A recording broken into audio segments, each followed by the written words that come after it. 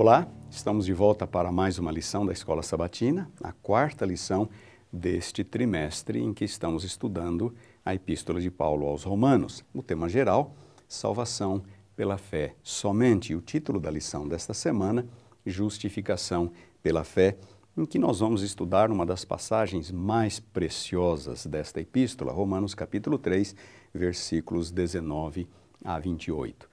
Na semana passada, nós estudamos sobre o problema do pecado. É importante conhecer a real situação do ser humano. É importante porque nós só seremos levados a apreciar a importância do remédio, da solução provida por Deus, se nós tivermos uma noção clara do problema que nos atinge, do problema do pecado, da gravidade do pecado. E nós vimos alguns pontos fundamentais, como a universalidade do pecado, a sua hereditariedade e o fato de que o pecado acarreta a morte do pecador, o salário do pecado é a morte. E o ponto final que nós estudamos na semana passada foi exatamente a questão da solução. Há uma solução para o problema do pecado, mas esta solução tem que vir de fora. Porque se nós somos pecadores, se a nossa natureza é pecaminosa, então não há nada que nós realmente possamos fazer diante de Deus. O melhor dos nossos esforços estará contaminado pelo pecado. E aqui entra então a seção, os versículos que nós estudaremos nesta semana. Romanos capítulo 3, versículos 19 a 28. Justificação pela fé. A solução vem de fora e ela só pode ser recebida pelo ser humano por meio da fé, por causa de nossa natureza corrompida, por causa de nossa natureza pecaminosa.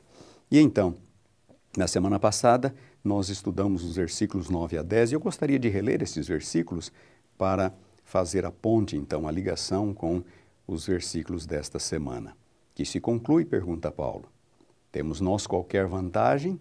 Não, de forma nenhuma, pois já temos demonstrado que todos, tanto judeus como gregos, estão debaixo do pecado. Como está escrito, não há justo, nem um sequer.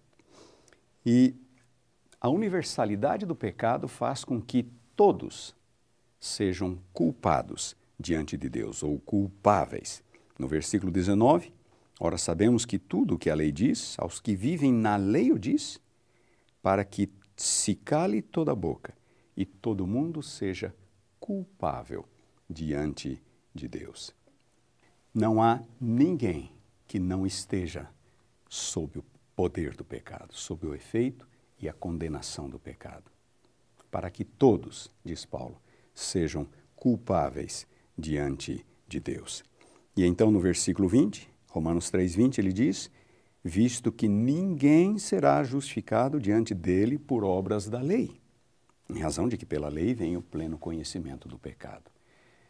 A lei não salva, a lei não justifica, não porque haja algum problema com a lei, não porque haja algum defeito com a lei, não, a lei simplesmente não foi dada com esta finalidade. Como eu disse, a solução tem que vir de fora e não do próprio ser humano, mediante o seu esforço em guardar a lei. E então é o que Paulo passa a dizer a partir do versículo 21. E como eu disse, temos diante de nós alguns versículos, alguns conceitos extremamente importantes, relevantes para este assunto, a forma como Deus lida com o problema do pecado. Versículos 21 a 23, então. Romanos 3, 21 a 23. Mas agora sem lei, diz Paulo, se manifestou a justiça de Deus. Sem lei. Não é mediante a lei, ele dissera no versículo anterior, não é mediante o esforço humano em guardar a lei. Então, sem lei, a justiça salvífica de Deus foi manifesta. A justiça que salva se tornou disponível para o ser humano. Sem lei. É uma justiça testemunhada pela lei e pelos profetas. Lei e profetas, neste caso em particular, é uma fórmula para se referir às Escrituras Sagradas do Antigo Testamento. O que Paulo está querendo dizer é que este conceito de salvação pela fé já estava lá atrás, no Antigo Testamento, e nós vamos estudar isto, exatamente este ponto, na próxima semana. Justiça de Deus, continua ele no versículo 22, mediante a fé em Cristo Jesus. O ser humano não tem justiça. Ele é pecador, inerentemente pecador. Ele nasce pecador. Não há nada que ele possa fazer para se tornar justo diante de Deus, para apresentar justiça diante de Deus. Então, esta justiça que o ser humano não tem e precisa para a sua salvação é oferecida por intermédio de Jesus Cristo. É esta justiça que se manifesta. É a justiça que Deus dá. É a justiça que Deus imputa ao pecador. Justiça de Deus mediante a fé, diz Paulo, em Cristo Jesus. A fonte desta justiça é Cristo. Deus nos dá por intermédio de Cristo Jesus. Para todos, diz ele. Para todos os que creem. Porque ela só pode ser recebida pela fé. Se ela é um dom, se ela vem de fora, ela só pode ser recebida pela fé. A fé, neste caso, é apenas o sentimento de reconhecimento de que somos pecadores e precisamos desesperadamente desta justiça que Deus nos oferece por meio de Cristo Jesus. Pela fé, nós abraçamos a esta justiça, nós recebemos a este dom e por meio dele somos justificados diante de Deus. E Paulo diz então no versículo 23, pois todos pecaram, aquele mesmo conceito que é fundamental para que entendamos a salvação. Todos pecaram e carecem da glória de Deus. Nos versículos 24 a 26, o apóstolo Paulo continua sua argumentação e estes versículos trazem algumas dificuldades para nós. Ele começa o 24 dizendo, então, 23, todos pecaram, 24, sendo justificados gratuitamente por sua graça. É claro que tem que ser gratuito. Se é pela graça, graça é um dom, é um favor imerecido de Deus. Tem que ser gratuito porque senão implicaria em alguma realização humana, em algum esforço humano, em alguma condição que o ser humano precisasse cumprir para alcançá-la. Não.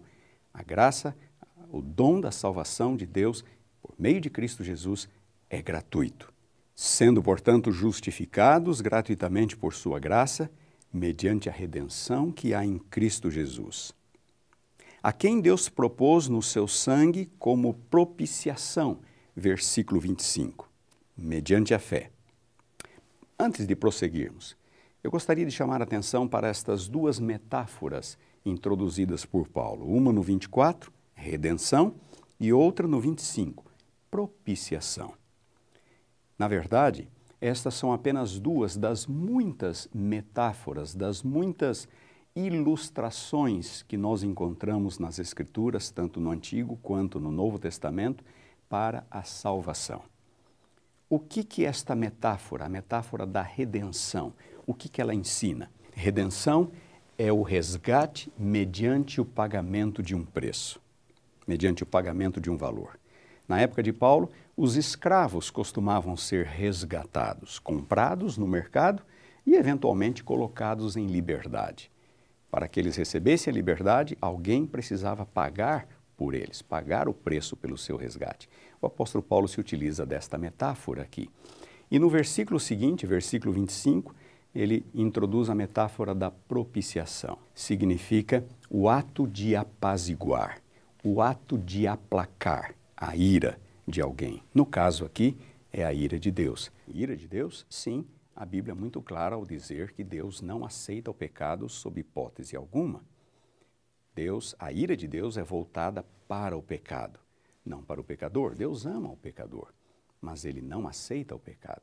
E então a morte de Cristo cumpriu esta finalidade, de apaziguar, de resolver o problema da justiça de Deus. E é muito simples nós entendermos. Deus é santo, Deus é justo. E em sua santidade, em sua justiça, Deus teria que punir o pecador. Como pode Deus salvar o pecador? Então a justiça de Deus precisa ser satisfeita. Jesus tem que morrer no lugar do pecador para que Deus possa salvá-lo. No versículo 25 e também no versículo 26, Paulo volta a fazer referência à justiça de Deus, sua justiça. Lá nos versículos 21 e 22, ele se referiu à justiça de Deus 2 vezes. E nessas 2 ocasiões nós entendemos que sua justiça, ou justiça de Deus, é um dom. É aquela justiça que Deus imputa ao pecador arrependido e convertido, àquele que crê. Ele não tem justiça, Deus lhe dá esta justiça. Mas nos versículos 25 e 26, a mesma palavra justiça, ou a mesma expressão sua justiça, tem um significado um pouco diferente. Aqui Paulo diz: a quem Deus propôs no seu sangue como propiciação mediante a fé para manifestar a sua justiça. Manifestar a sua justiça. No versículo 26 ele vai dizer quase a mesma coisa, tendo em vista a manifestação da sua justiça agora, no tempo presente, no momento histórico da vida e da morte de Jesus Cristo, do ministério de Jesus. Deus manifestou a sua justiça. Nesses 2 versículos, 25 e 26, justiça de Deus significa um atributo de Deus. Deus é justo. Ao contrário dos versículos 21 e 22, onde justiça de Deus é um dom, é aquilo que Deus dá. Mas em que sentido Deus mostrou a sua justiça, ou seja, mostrou que Ele é justo agora, no período histórico de Jesus Cristo? Em que sentido? Por que isto? O versículo 25 diz na sua segunda parte: por ter Deus, na sua tolerância, deixado impunes os pecados anteriormente cometidos. Esse texto é muito intrigante. Deus deixar pecados impunes? Como pode Deus deixar pecados impunes? Ele não seria justo se ele assim o fizesse?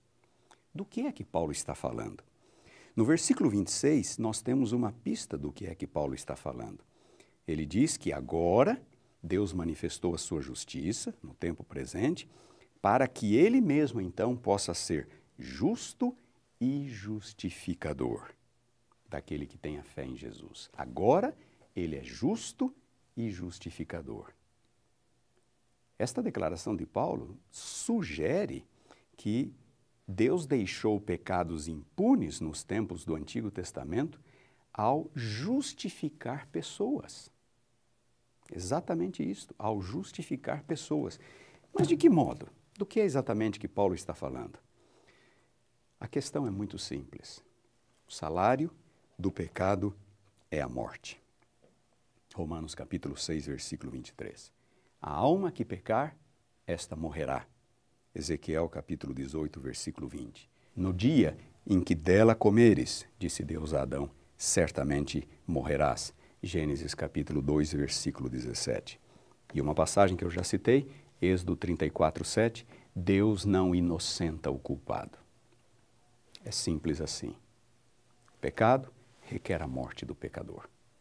Deus não pode perdoá-lo, a não ser que a sua justiça seja satisfeita. E a justiça de Deus só foi satisfeita na cruz. E então, como pode Deus haver perdoado tantas pessoas antes da cruz? Porque sem derramamento de sangue não há remissão. Nós lemos isso na Epístola aos Hebreus. É muito fácil nós dizermos que lá no período do Antigo Testamento as pessoas eram salvas pela fé no Jesus, no substituto que viria e que daria sua vida por eles. Mas, na verdade, aquele perdão que Deus outorgava no período do Antigo Testamento era uma espécie de um vale, era um adiantamento, porque Jesus ainda não havia morrido. É muito fácil também nós citarmos Apocalipse 13, 8 e dizer que Cristo é o Cordeiro morto desde a fundação do mundo. Na intenção de Deus, no plano soberano de Deus, não de fato, não como um fato histórico. Jesus morreu no ano 31 da nossa era, não na eternidade passada. Portanto, todas as vezes que Deus perdoava, que Deus justificava pecadores antes da morte de Cristo, era como se Deus estivesse se expondo. Era como se Deus estivesse fazendo algo injusto, algo que trouxesse uma sombra sobre o seu caráter. Se Deus é justo, como pode ele justificar pecadores? De novo, Êxodo 34, 7. Deus não inocenta o culpado. Este é o normal para um Deus que é justo, para um Deus que é santo, punir o pecador.